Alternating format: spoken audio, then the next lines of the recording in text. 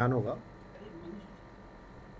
11 नवंबर 2025 को चित्तौड़गढ़ शहर में एक यहाँ के प्रतिष्ठित नागरिक और व्यापारी श्री रमेश ईनानी की गोली मारकर हत्या कर दी गई थी।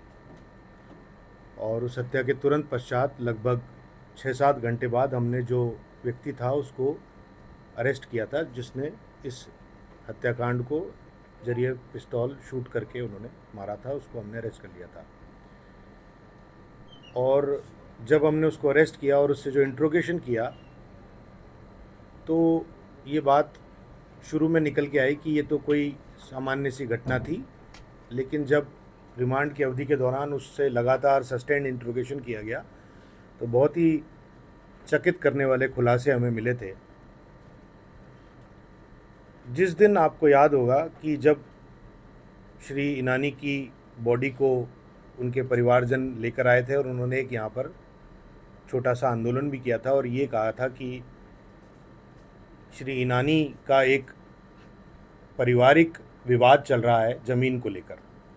उस ज़मीन में जो लाभान्वित होने वाले व्यक्ति हैं वो यहाँ पर जो रामद्वारा है उसके जो अधिकृत अधिकारी हैं श्री रमताराम, उनको भी तत्काल अरेस्ट किया जाना चाहिए। ये उस भीड़ में और वहाँ के लोगों ने हम पे बहुत दबाव डाला था।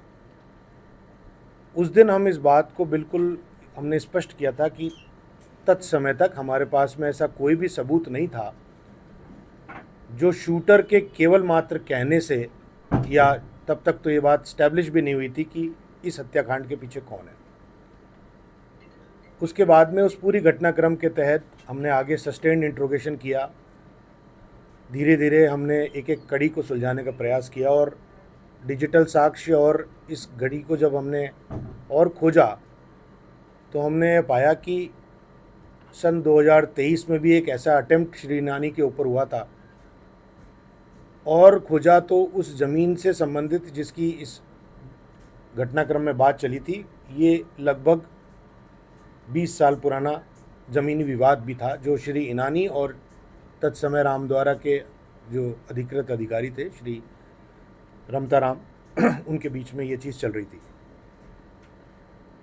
जब इस सब चीज़ों को हमने कड़ी से कड़ी मिलाई तो हमें पता लगा कि जो शूटर है इसका संबंध वाराणसी उत्तर प्रदेश से है। तो हमने हमारी टीमें वहाँ भेजी और जब और खोज की गई तो हमें ये पता लगा कि इसके अंदर एक स्थानीय अन्य श्री भजनाराम नाम के रामद्वारा के जो इस समाज के और भी व्यक्ति हैं उनका भी इसमें रोल है, क्योंकि भजनाराम से शूटर मनीष का इस्टेब्लिशमेंट हो गया, उनके कनेक्शंस का।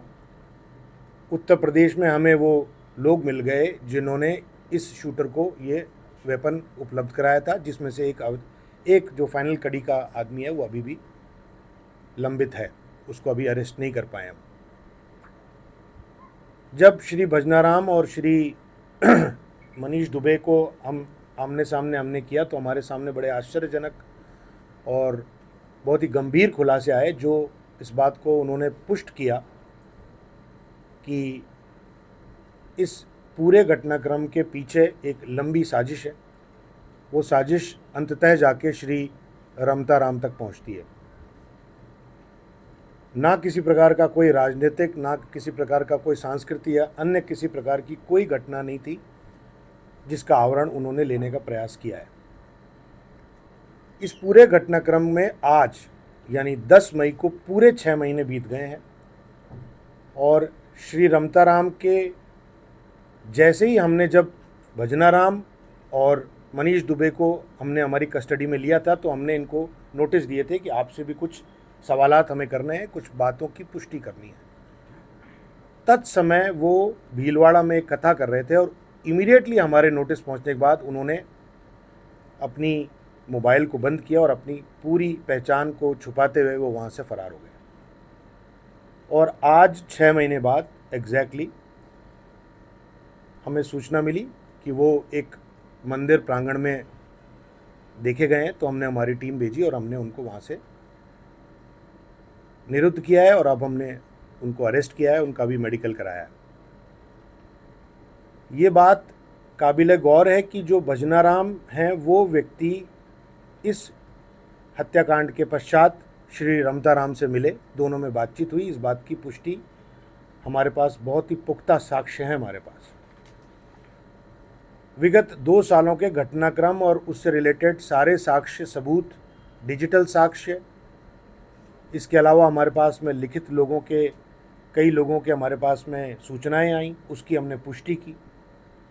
हमने बहुत सारी ऐसे पुष्ट चीज़ों को एकत्रित किया और जब न्यायालय में प्रस्तुत किया तो माननीय न्यायालय ने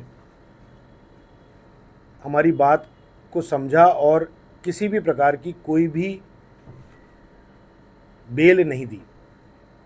दूसरी बात, श्री रमताराम ने यह प्रयास किया माननीय उच्च न्यायालय में कि इस पूरे प्रकरण को ही में उनका रोल नहीं है, इसकी उन्होंने एप्लीकेशन लगाई, जो उन्होंने ये समझ लिया। जब उनको पता लगा तो उन्होंने उसको विड्रॉ भी कर ली। तो प्रीवियस कंडक्ट यानी हत्या से पहले जो भी उनके कृत्य थे वो सीरीज़ दर सीरीज़ हमारे पास में बहुत पुख्ता सबूतों से हमने पत्रावली पे उपलब्ध किए हैं। और हत्याकांड के उपरांत उनको हमने लगातार ढूंढा, उनको नोटिस दिए, उनको तलब किया, उनके रिश्तेदारों के माध्यम से जहाँ जहाँ उनके संभावित ठिकाने थे हमने हमारी टीम भेजी। हमने गुजरात, मध्य प्रदेश, यहाँ तक कि दक्षिण भारत में भी हमारे पास में ये सूचना थी कि वो कांचीपुरम जैसी जगह पे हो सकते हैं, तो वहाँ तक भी हमारी टीमें गई। यदि उनको अपनी निर्दोष होने का बहुत ये भ्रम था तो उन्हें तत्काल पुलिस के पास आना चाहिए था और अपनी बात को रखना चाहिए था, जो उन्होंने नहीं किया।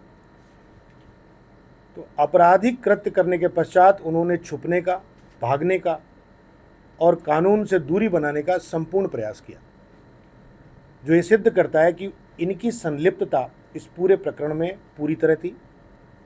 इसका एक ठोस कारण है कि रामद्वारा में और श्री मृतक इनानी के परिवारजनों के बीच में एक लंबी सीरीज़ ऑफ लीगल बैटल रही है, उनके बीच में वाद विवाद, मुकदमेबाजी रही है और ये अत्यंत महत्वपूर्ण स्थान है और बेशकीमती ज़मीन है, जिसके आधार पे ये मेंस रिया एस्टैब्लिश होता है कि उस ज़मीन के एकाधिकार को लेकर कहीं ना कहीं इस हत्या को अंजाम दिया गया है। साथ ही साथ अब हम इस बात को आगे बढ़ाएंगे, जिन लोगों ने इनको शरण दी है इन 6 महीनों में, संसाधन उपलब्ध कराए हैं, फाइनेंशियल हेल्प की है, जिसने जो भी सुविधा प्रदान की है वो सब हमारे जांच के दायरे में है और यदि उनके विरुद्ध हमारे पास सबूत होंगे तो हम उन्हें भी, किसी भी अपराधी को कानून के दायरे से दूर ले जाने की वजह से हम भी उनको अपराधी मानते हैं।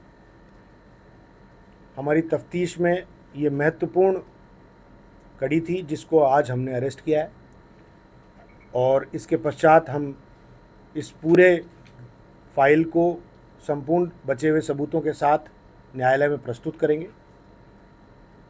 मैं यहाँ के एसएचओ श्री तुलसीराम और उनकी टीम को बहुत बधाई दूंगा। तत्समय डीवाईएसपी, एडिशनल एसपी ने इसमें बहुत मेहनत की है। हम लोगों ने बार बार बहुत सारी बातों पे, बहुत सबूतों को ये मानते हुए कि ये शायद कहीं कोई गलती तो नहीं हो रही है हमसे, हमने बहुत माइंड अप्लाई किया है और डिजिटली उसको प्रूव किया है। इसलिए हम इस बात से बहुत संतुष्ट हैं कि इस फाइल में जो सबूत प्रस्तुत करेंगे वो कानून के दायरे में होंगे और नियमानुसार इसका निर्णय माननीय न्यायालय करेगी। अभी क्योंकि ये सारे साक्ष्य यदि मैं आपको इस समय बताऊंगा तो वो अपराधी को मदद करते हैं, इसको हम चार्जशीट के माध्यम से हम न्यायालय में प्रस्तुत करेंगे, अभी बताना मेरे लिए उचित नहीं है। जी, हमने यहाँ पर 2 नदियों के, जो चित्तौड़गढ़ में नदियाँ हैं, इनके पास संगम पे एक मंदिर है, वहाँ से हमें सूचना मिली कि वो वहाँ पर देखे गए हैं, तो हमने हमारी टीम भेजी, हमने वहाँ से उनको अरेस्ट किया। अभी हम उनसे पूछताछ करेंगे, तब हम पता लगाएंगे कि वो यहाँ पहुँचे क्यों और किस तरीके से यहाँ तक आए। हो सकता है ऐसा उन्होंने कहा हो, पर हमारे को ना तो न्यायालय में उन्होंने सरेंडर किया, ना थाना परिसर में वो आए। देखिए, कोई भी तफ्तीश पूरी नहीं होती है जब तक सभी साक्ष्य उपलब्ध ना हो। आज की तारीख में जितने साक्ष्य उपलब्ध है उसके आधार पे हम इस स्टेप तक आए हैं। यदि हमारे पास में और भी सबूत आएंगे और कई और लोगों की संलिप्तता मिलेगी तो हम उन्हें ज़रूर गिरफ्तार करेंगे। लोगों ने तो जब गिरफ्तारी नहीं हुई थी तब ये भी कहा था कि पुलिस उन्हें गिरफ्तार भी नहीं करना चाहती। तो लोगों के बारे में मेरे को कोई टिप्पणी नहीं करनी, हम हमारा सिर्फ काम करते हैं।